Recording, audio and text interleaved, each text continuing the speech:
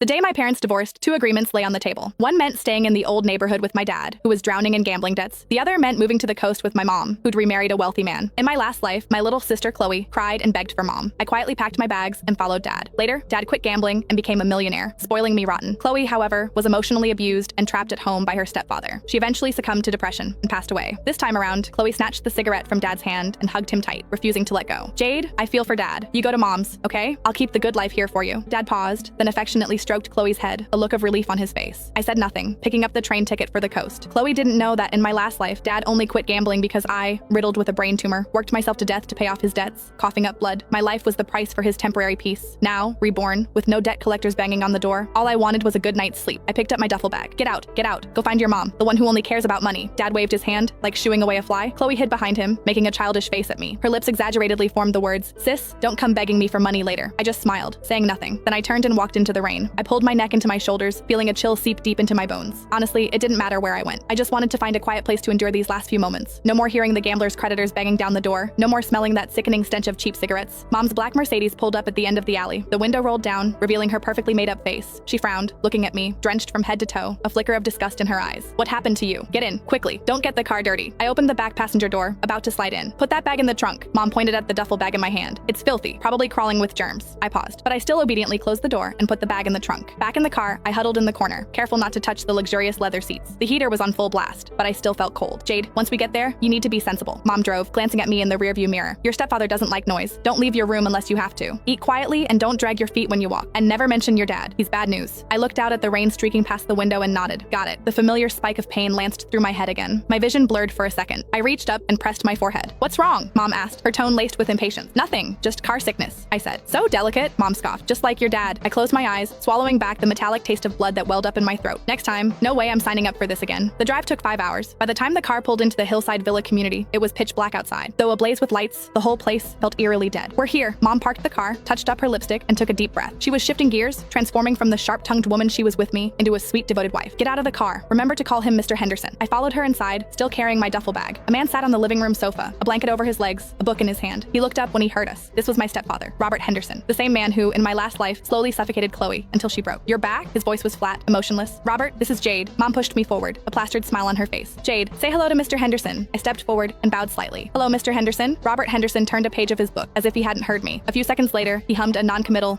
from the back of his throat. His gaze swept over my wet shoes, and his brow furrowed almost imperceptibly. The carpet was just replaced. He lowered his head back to his book. "The first room on the left upstairs is the guest room. It's ready." "Thank you, Mr. Henderson," I said. Mom breathed a sigh of relief and pulled me upstairs. "See? Mr. Henderson is really a good man," Mom whispered. "Just don't upset him."